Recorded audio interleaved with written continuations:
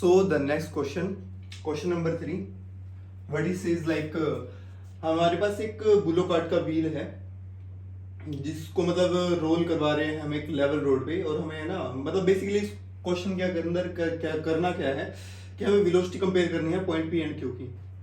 ये व्हील दे रखा है, इसके अंदर में है ना इसकी और इसकी वेलोसिटी हमें कंपेयर करनी है।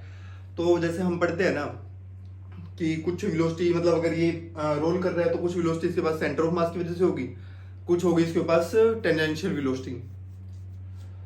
तो जैसे यहाँ पर भी अगर हमें दो पॉइंट बना लें, जैसे दो पॉइंट अगर हमने बना लिया, पे ए और बी पॉइंट बना लो मान लो, तो सबके पास बेसिकली है ना एक वेलोसिटी होगी v सेंटर ऑफ मास। जैसे यहाँ पे सेंटर ऑफ मास है ना, तो v centre of mass, v centre of mass इसके पास भी होगी, क्यू के पास भी v सेंटर ऑफ मास, इसके पास भी होगी, b के पास भी, इसके पास भी होगी।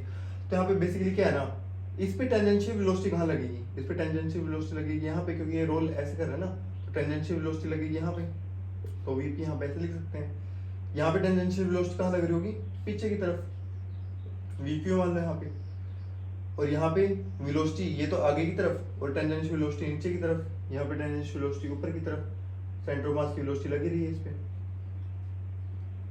तो यहाँ पे हमें क्या पता चल रहा है कि है ना, मान लो अगर कुछ भी है, अगर velocity of centre of mass के अंदर जुड़ जाएगा तो of course velocity of centre of mass बढ़ जाएगा, और वही चीज अगर अपोजिट डायरेक्शन में जुड़ जाए या फिर कह दो घट जाए उसके अंदर से, तो velocity of centre of mass घट जाएगी। मतलब सेंटर ऑफ मास की वेलोसिटी नहीं घटेगी, उस पॉइंट की वेलोसिटी घट जाएगी।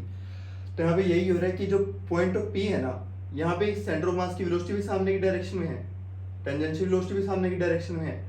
तो यहाँ की वेलोसिटी क्या हो जाएगी, वीपी इज इक्वल टू, यहाँ पे इसको हम कुछ और लिख लेते हैं, इसको वी लिख लेते हैं सिंपल, v1। वीपी क्या हो जाएगी, v centre of mass plus v1, और यहाँ पर क्या हो जाएगी, इसको v2 लिख लेते हैं। तो vq क्या हो जाएगा,